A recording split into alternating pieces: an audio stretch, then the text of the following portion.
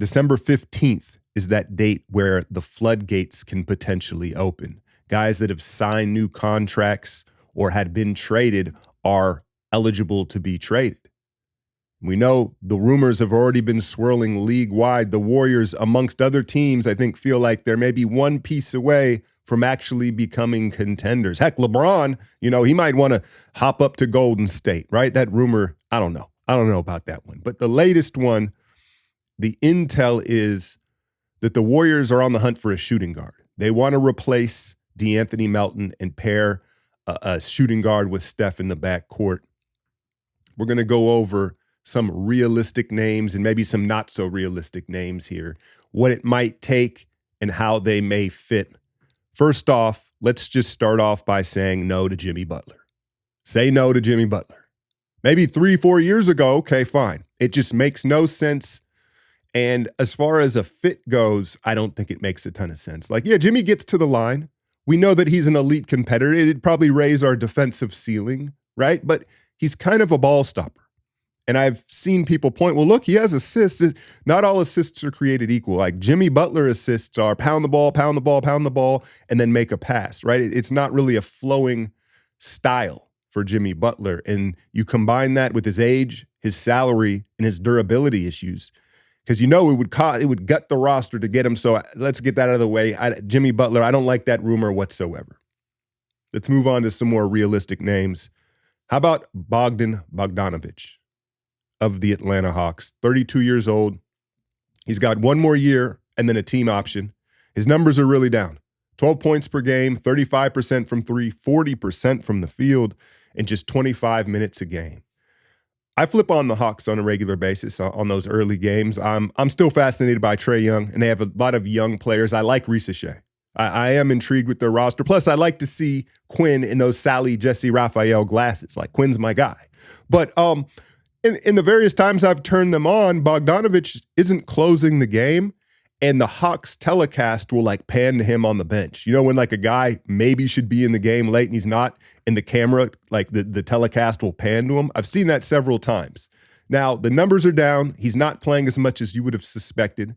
What do they got? Kobe Buffkin, right? Obviously, Risacher is more of a bigger wing, right? But they have a lot of depth in Atlanta, and they're starting to win games. Dyson Daniels' emergence, I think, has really probably cut back on Bogey's minutes, right? But do you also recall in the Olympics this summer, he almost took us out. He was hitting Melo with the Melo on the sidelines. Like he was something. And I've long been a fan of Bogdanović back to his Sacramento days. I remember when he was a rookie, an older rookie, albeit, he ripped through and took Draymond to the cup for a game winner. And I was like, okay, who is this kid, right? And so, listen, the numbers are down. I think he would flourish in the Warriors system. He's big. He's 6'6", right? He's not, you may have to hide him a little defensively, but he'd fit the team scheme. And again, I'm not really worried about the numbers. I think that it's been inconsistency. The real question is durability with him, right? And so would you want to take another gamble on a guy who, on paper would fit right in, but has had knee and durability issues? Maybe it doesn't cost as much. Could you send them Melton and Slow-Mo? Now, I'm on record. I'm a big fan of Slow-Mo, and I think we should be playing him more. But when you look at these deals and potentially moving these contracts, he's a nicer sized mid-level contract that would fit. And I think a lot of teams would like him, and we're just not playing him as much as I anticipated. I don't think he's playing as much as he anticipated when he signed here. It's early, right? But Bogdanović, I wouldn't be mad at it, but it would, in a way, to me, it would feel like a kind of like settling. Like, we couldn't get this guy or this guy, well, maybe we could get Bogdanović.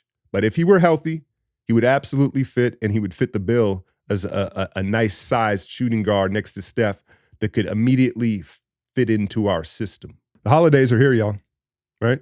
Gatherings, gifts, events. I think everyone's expenses go up around this time of the year. And that's why it's so important to have good credit. And that's where Kickoff can help a lot of you. Now, their most popular plan is just $5 a month. And it's not a credit line to spend on. It's a credit line to build your credit. You set it to auto pay. You pay the $5 each month, and you just watch your credit history build up. If you have credit under 600, you can jump like 28 points in the first month. Cancel anytime. It's got over 100,000 positive reviews on the App Store, and you can download it and get started in just minutes. Now, my daughters use this as young adults to start to establish their credit without the temptation of a department store card or something like that, right? So worry less about your credit and enjoy the holidays more with Kickoff. For a limited time, get your first month free when you go to getkickoff.com/alchemy. Hurry and get that first month free from Kickoff. That's without the C, KIKOFF.com/alchemy. Must sign up via kickoff.com/alchemy to activate offer. Offer applies to new Kickoff customers first month only, subject of approval. Average impact of 28-point increase in first month based off Equifax Vantage Score 3.0. Changes for Kickoff customers with starting credit below 600 who made the first on-time payment between January 21st and March 2024. Payment and credit activity outside of Kickoff can have an impact on your credit. Terms, conditions may apply. Offers subject to change. Individual results may vary. How about Brucey B? Brucey B ain't going nowhere. Well, Bruce Brown has moved around quite a bit since winning that championship with the Nuggets a few years ago, right? The Pacers give him a big deal, and then he winds up in the Siakam deal, and now he finds himself in Toronto, and he hasn't played a game this year. And that may be a common theme with some of these possibilities is there's going to be risk from both sides. That's usually how trades work, right? You don't usually acquire a guy that's like, hey, he's healthy, he's in his prime, like we like him, but we're going to trade him to you. There's usually, some negative sides to these acquisitions. So Bruce Brown had a, quote, arthroscopic procedure in response to a flare-up in his knee in September. And he's getting ready to play his first game this year for the Raptors. The Raptors, Scotty Barnes went down again. That was crazy. I haven't looked at the report of that. What was he talking about? I can't feel my foot. Now, Scotty's a goof. And he's dramatic, right? So you hope he's being goofy and dramatic, but that did not look good in that Knicks Raptors game last night. And the Raptors are a feisty team. Like I don't think they're a bad watch, but they're a bad team in the standings. They're not a playoff team, right? And so you look at that roster, they've committed to Emmanuel Quickly. RJ Barrett has had himself a nice season, right? But Bruce Brown, ever since Toronto acquired him in that Siakam deal, it was like, oh, they're going to flip him, right? And so Bruce Brown, he's at 23 per, right? That's a big contract for him as a third guard, right? But he is essentially DeAnthony Melton. Like you want to talk about filling in the Melton blank here. Now he doesn't shoot the ball as well as Melton, but he's a little more of a playmaker. I think he's on the ball and getting downhill, and then same type of defender and energy and motor. And he had been more durable than Melton so far up until this minor flare-up in the knee, but that makes you wonder. I'm not sure how you make the money work. I'm still confused about the Moses Moody thing. It's 11 going out and 5 coming in. I'm not sure. So y'all maybe have to help me with the math on some of these deals, but I think Bruce Brown is a guy the Warriors are probably calling on, especially if you're looking at a Melton replacement. Next up, Herb Jones. Golden State Warrior Report, I believe, is the handle on Twitter. I saw them post a proposed deal of Herb Jones. Now, what they proposed was wild. It was like 2 firsts. Trace J was like, it was way too much, right? That said, Herb Jones is a guy I'm sure the Pelicans like him. I think every team in the league would welcome Herb Jones with open arms. He's 26 years old, 10 points a game, just 29% from the three-point line, but he's a 51% field goal shooter, slasher. But the deal is 4 years, $53 million. It's a $13 million deal. So, Melton essentially matches that. You definitely have to throw him a first-round pick for Herb Jones. And I feel like that's kind of fair. Again, he's in the prime of his career. He's going to give you a point of attack defender. And I know the pushback from people would probably be like, well, he doesn't shoot the ball well enough. I hear you. In theory, I think the idea would be, again, a point of attack defender, a big versatile switching defender who he's a play disruptor. He blows plays up much like GP2. And so while he's on the floor, you're so good defensively, it helps you play faster, right? You're getting more stops, you're creating more turnovers, and so you can push the pace, and that would mask some of his spacing issues. But I wouldn't be mad at a Herb Jones acquisition. I don't know if the Pelicans would be interested in moving him, but their season, I mean, BI goes down again. So like it feels like they have to punt on the season, right? And so you could, if it's not Herb Jones, you could look at that roster. He would be the guy I would be interested in, off top from the Pelicans. I brought this name up last week. Jordan Clarkson. Utah. What does Utah have, like 3 or 4 wins? Yeah, I don't know, man. But obviously they've got their eyes set on Cooper Flagg. And they're not even, because like the last previous years, it was like they were a little too good for their tank. Now they're full tank mode, right? Clarkson, 32 years old. The numbers are down. 15 points a game, 27% from 3, 39% from the field. He's only got 1 year left on his deal. It's not a big contract. It wouldn't be a huge risk. Listen, Clarkson's never been an efficient guy, right? But what he's been is he's always been a bucket. He's always been a bucket. And I don't know if you necessarily would want to start him as a starting 2 guard, but I could see Clarkson winning us several games, bailing us out of several games. We all know these scoring droughts, these vaunted scoring droughts that happen, late third quarter, start of the fourth quarter. Like he could absolutely be a solution to that problem. And the reality is Clarkson, when he gets hot, right, he's one of the better heat check artists in this league. Like when he gets hot, he can take over a game. He can close out a game. That's a very real thing. At 32, I still think he's got plenty of juice left.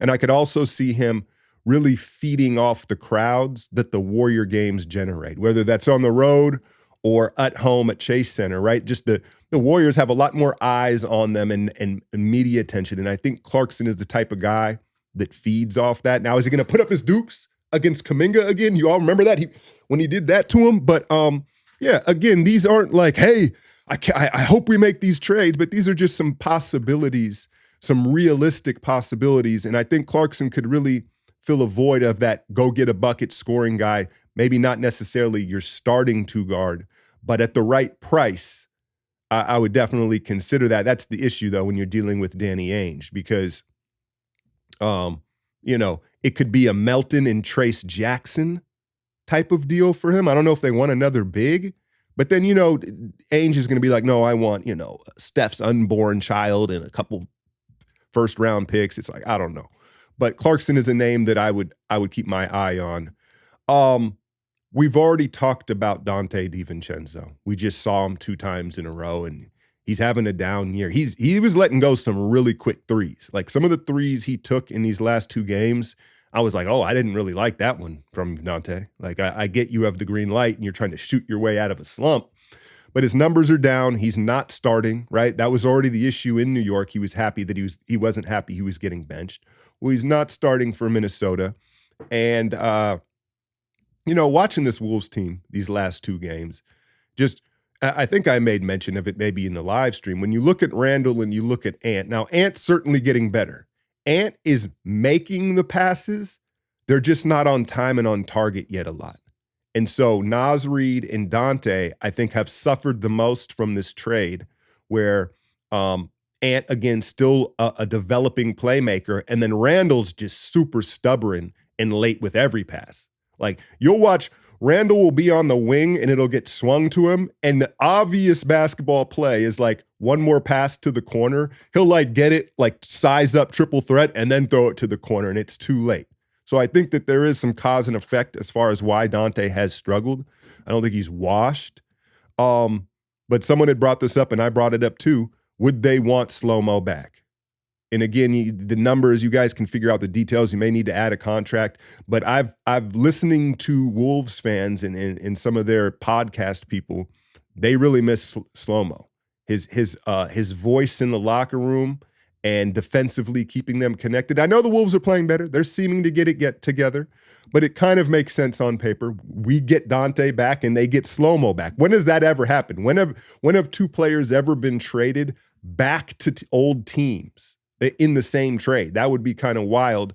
Dante, while not the defender Melton is, he's probably better offensively. And then again, it would be seamless, right? It wouldn't be no introductions to nothing or nothing. You could just insert him into the starting lineup along Steph like from day one. So I don't think you could be mad at that. I'm going to bring up one more name that may be a pipe dream, and I'm probably butchering the first name. I love Amen Thompson in Houston, but his twin brother in Detroit, Ashur Thompson, the other Thompson twin who's in Detroit, probably not as good. Probably not as good, right? At least yet. He's only playing 15 minutes a game for the Pistons, right? I think, now this would be more of a long-term move. I get if you were to say, hey, I don't know how much he helps this year, but he could very much be an Andre Iguodala type of player for the Warriors. A big lead guard who, not lead guard in the sense of I'm going to score and everything runs through me, but a guy that can run point at 6'6", 6'7". He can guard all over the floor, super high motor, just a natural feel and IQ. What I love about the Thompson twins is their demeanor as well. Like, they're no nonsense. None of this Gen Z selly stuff, right? They're just out here to play ball seriously. But I could just see him really excelling in the Warriors system because guys of that archetype have in the past, albeit he's young. The shooting is still suspect, but just as a defender, a downhill attacker, a passer, I think he would pick up the system really quickly. And that would be a guy that I'd be excited about if you could somehow make a move for him. Now, what would they want back? Would they want Moses Moody, who played high school basketball with Cade Cunningham? Probably cost it pods. Would it be pods and Moody? Something like that, picks and some. It'd be complicated, like all these deals would. But if you could get one of the Thompson twins, I think moving forward would be super dope. The cover, Zach LaVine, I had to, you got to get the big names on the thumbnail. The money, it just don't make no sense, right? Like if Zach LaVine, if it was a feasible money deal, I think he's playing well enough and he has enough left in the tank where a lot of teams would consider him. But because of that contract, I don't see how they could move him. Moving off of the shooting guard subject here, just for a second, since we are talking about the Bulls, Vucevic, listen, the emergence of Kuminga and the empowering of Kuminga, I should really say, if you could find a stretch center, I think that would, who knows what Kuminga would look like by March, right? And I also think that would really help a Pods, a Moody, and some of these other young guys that are struggling to have a true stretch guy that's going to open up the floor. I know so many of you all complain about Pods kind of hitting U-turns. He gets to the paint and he pivots, hits a U-turn, and then we restart over, right? What does that paint look like with perhaps Vucevic at the top of the paint pulling the big out? I think it looks a lot different, those drives. So that would be a guy, even though he's not a shooting guard, that the more and more I've thought about it, the more and more I like the idea of that match. How do you get it done? I don't know. Y'all let me know in the comments. Hit that like, share, and subscribe. I'm out, y'all.